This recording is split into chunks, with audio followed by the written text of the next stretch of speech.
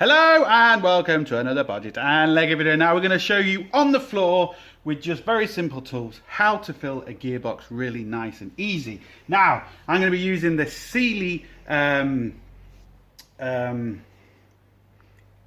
what did I call it before? Oh, I forgot. Syringe.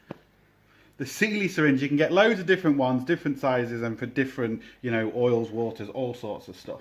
And all you got to do, you can see we've already taken off the actual fill here. Can you see that with the gearboxes? Can you see that on camera? Mm-hmm. You need to say yes, not just no. I can't see you nodding your head when my back's turned to you. You were looking at me when I nodded, so you knew I nodded. And all we do is we just squirt it in until it starts coming out of there. Now you do need to make sure for your gearbox you get the right fluids and stuff.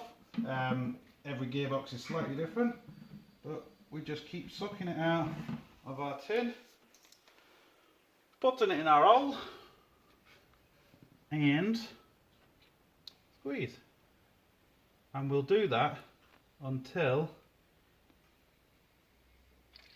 we see oil coming out of that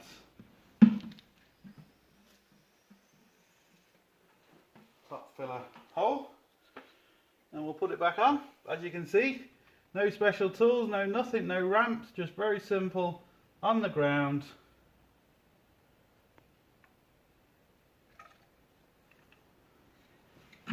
Takes a matter of seconds. I'm not getting destroyed, it's not leaking anywhere.